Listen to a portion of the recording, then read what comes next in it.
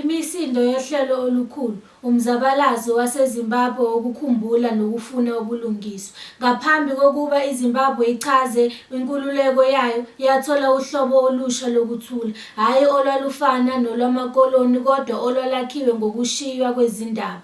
Isu elaliphithizela phakathi kwemiphakathi lifihlwe ngaphansi kokwenqatshwa ngokusemthethweni futhi lithwalwa ezinkumbulweni zabalimala. Lolu hlelo olubizwa ngokuthi i-1979 Grand Plan olungakaze luvunywe ngokusemthethweni seludlule ekubeni umbhalo nje. Kubaningi luyisithombe esingabonakali sobandlululo. Imiphumela yalo ibonakala kwezemfundo, emhlabathini, ezilimini nasemandleni. Yize abaholi beluphika, imiphumela yalo esolwa ibhalwe ezikukulwaneni, ikakhulukazi emagqumeni nasemakhaya asemathebeleland. Le yindaba yohlelo olungamukelwanga kodwa oluzwakala kakhulu, indaba yezwi eliphakamisayo lapho izinqubomgomo zazama ukuthulisa khona. Umbhalo we-1979 Grand Plan kuthiwa wawuhlanganisa amasu okucindezela isifunda sasemathebeleland, okuhlanganisa ukusatshalaliswa komhlaba nokubusa kwezepolitiki. Nakuba iZANU-PF luphikile lolu hlelo, abantu abafana noDumiso Dabengwa noKing Mzilikazi wesibili bakhulume ngalo njengesisekelo sezehlakalo ezifana neGugurahundi ne-Unity Accord yango-1987.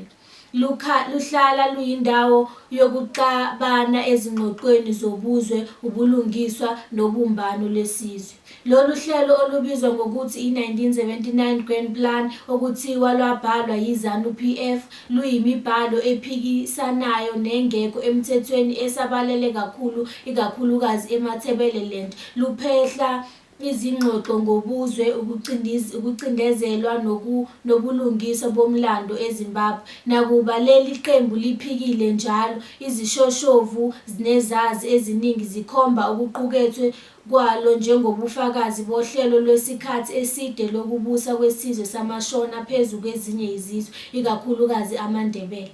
Izingalo ezinkulu ezihlotshaniswa nombhalo zifaka ukuhlanganiswa kwezamasiko nezilimi.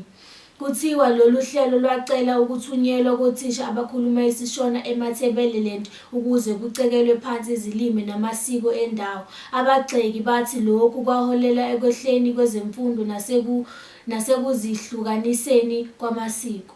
Uhlelo lokwabiwa komhlaba kuthiwa lwaluhlose ukubuyisa imathebeleland ngokwenza ukuthi umhlaba ube ngowabantu abakhuluma isiShona. UDumiso Dabengwa wakusho lokhu njengembangela yokuhlaselwa kwepulazi lakhe eNyamandlovu, ethi kwakuyingxenye yesigaba sesi-7 sohlelo. Ukucindezelwa kwezepolitiki nezomnotho. Kuthiwa lolu hlelo lwabeka isikhathi seminyaka engama-40 sokufeza ukubusa okuphelele kwamaShona kuhulumeni, kwezemfundo nasemnothweni. Kwacindezelwa ubukhona bamaNdebele, ukulawulwa izindawo nezimpawu. Ezinye izazi zithi lolu hlelo lwaluhlanganisa nokushintsha amagama ezindawo nokuguqula inkumbulo yesizwe ukuze ibonise indaba yesizwe esisodwa. Yize lungekho emthethweni, i-Grand Plan isalokhu iyisifanekiso esinamandla sezikhalo ezingaxazululiwe.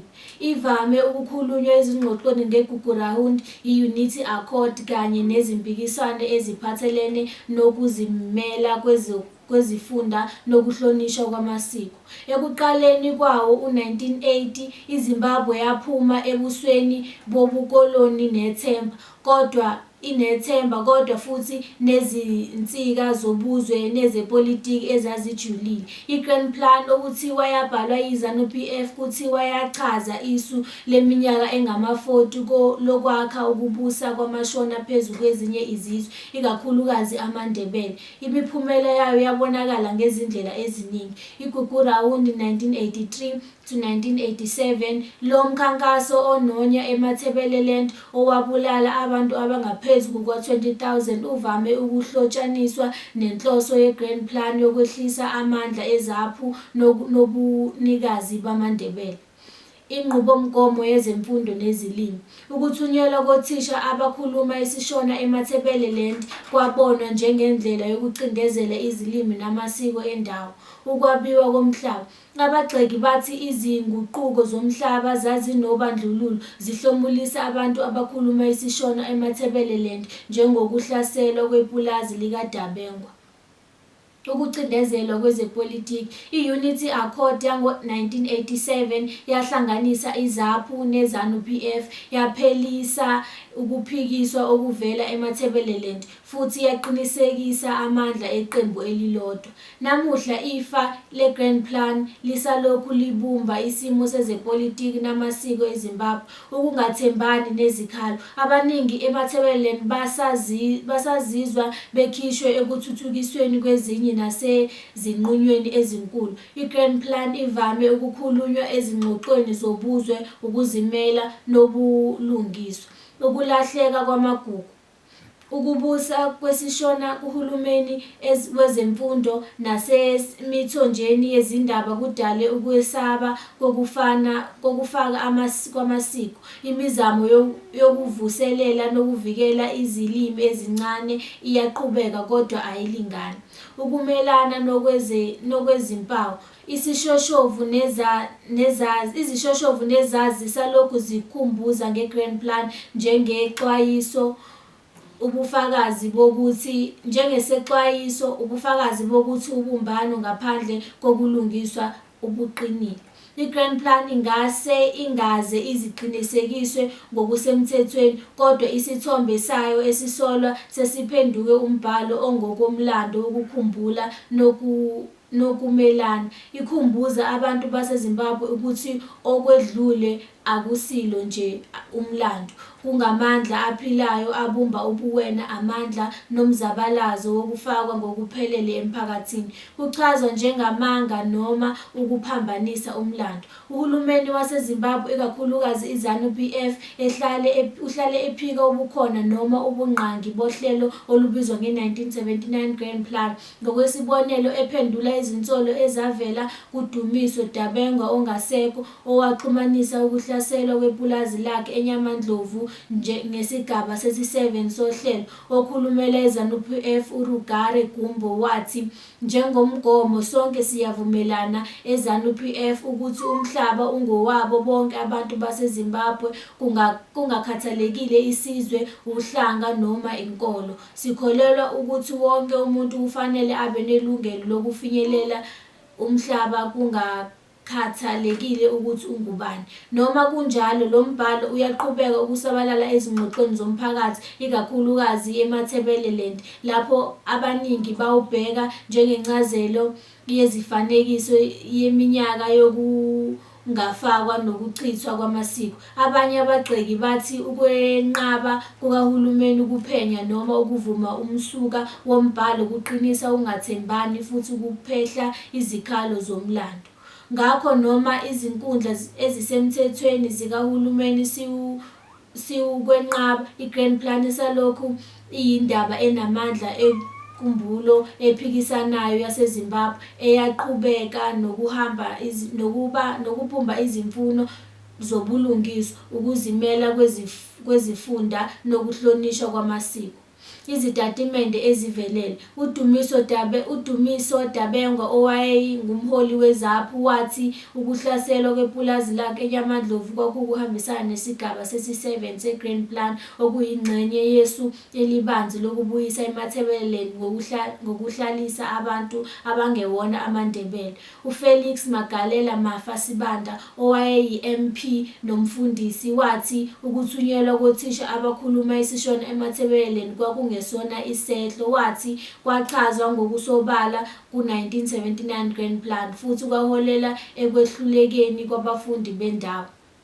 izimvo zamasiko nezepolitiki. Abaholi bomphakathi nabahlaziyi abafana noBekezela Maduna Fuzwayo baphinde bagcizelela lezi zinkathazo, bebeka lolu hlelo njengendlela yokusula ubuwena bamaNdebele ngolimi, imfundo kanye nenqubomgomo yomhlaba. Lolu hlelo luvame ukukhulunywa ezinkundleni zomphakathi, eziteshini zomsakazo nasemithonjeni yezokuxhumana njengesifanekiso sokungafakwa oluhlelekile kanye nesimemo sokukhuluma iqiniso nokufuna ubulungiswa. Noma lungekho emthethweni, i-Grand Plan seliphenduke umbhalo okungokomlando wokuphikisa indlela imiphakathi ebiza ngayo futhi ibhekane nokungalingani okuhlelekile abanye bakuzwa iminyaka. Lukhulunywa ezingxoxweni ngeGugurahundi, uguquko lomhlaba kanye nesidingo sokuzimela kwezifunda. Imiphakathi ayikhumbuli kuphela, bayiphila le ndaba. Lapho kuvela umbhalo olandelayo, Progress Review of the 1979 Grand Plan, okuthiwa ucaphuna uNathan Shurumaria ethi indlela yokwehlisa amaNdebele sekuwukubaphuca imfundo. Uhulumeni akazange anikeze ukuphendula noma uphenyo olusemthethweni. Esikhundleni sokubhekana nezinsolo, uhulumeni usebenzise ukuphika nokuphambanisa, evame ukukhomba imizamo yobumbano yesizwe efana ne-Unity Accord yango-1987. Kodwa abagxeki bathi le misebenzi ayizange ibhekane nokulingane okuhlelekile, ukuchithwa kwamasiko noma amanxeba omlando asazwakala eMatabeleland.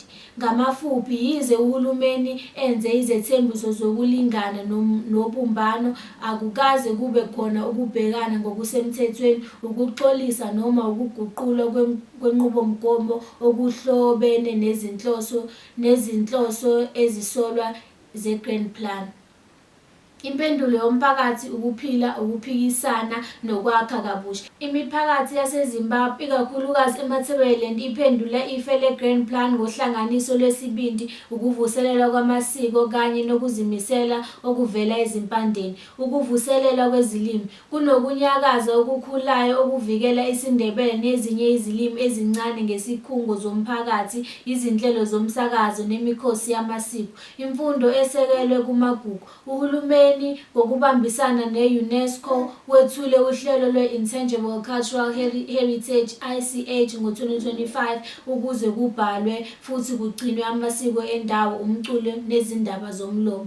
Ubuholi bendabuko nokuxoxa kwezindaba. Izinduna nabadala badlala indima ebalulekile ekudluliseni umlando ngomlomo, baqinisekisa ukuthi izizukulwane ezincane ziyazazi izimpande zazo. Ukusebenza komphakathi nenkumbulo. Imicimbi yokukhumbula, imihlangano yonyaka nemikhosi ikakhulukazi emayelana neGugurahundi izindawo zokukhuluma iqiniso nokwelapha. Le micimbi ivame ukukhumbuza nge-Grand Plan njengophawu lobulungiswa obungafezekisi. Amaphrojekthi aholwa umphakathi. Izinhlangano zendawo ziguqule izindawo zomlando nezamasiko zaba izikhungo zemfundo nezokuvakasha, zixhumanisa amagugu namandla omnotho. Ukuzimbandakanya kwentsha. Izishoshovu ezincane zisebenzisa amapulatifomu edijithali ukulondoloza izindaba, ukuphikisa izindaba ezisemqoka nokufuna ukuqashelwa kwephutha lomlando. Ukugcinwa kwedijithali. Imiphakathi igcina izinqolobane, izindaba zomlomo nezinto zamasiko ngendlela yedijithali ukuze zifinyelele futhi zihlale isikhathi eside.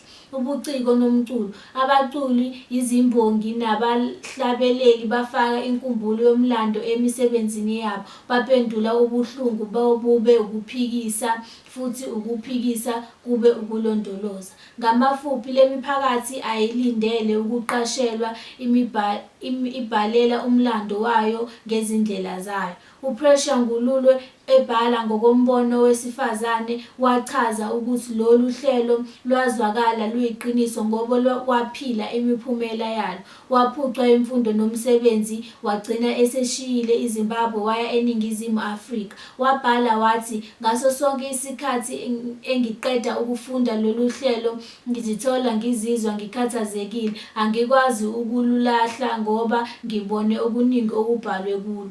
Kubaningi i-Grand Plan akusilo nje iphepha, liyisifanekiso samanxeba angavunywa lokukhulunywa ezingxoxweni ngeGugurawuni, uguquko lomhlaba nesidingo sokuzimela kwezifunda. Isisindo salo ngokozwelo siphakamise izinyakazo, ukuvuselelwa kwamasiko nezimfuno zokuqonda nokuxolelana.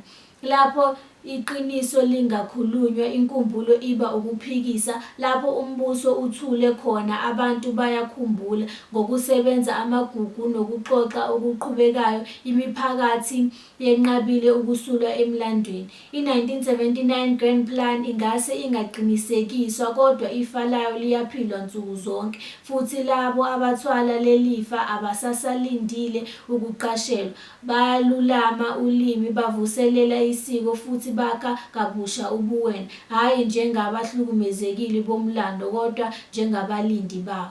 Ngiyabonga.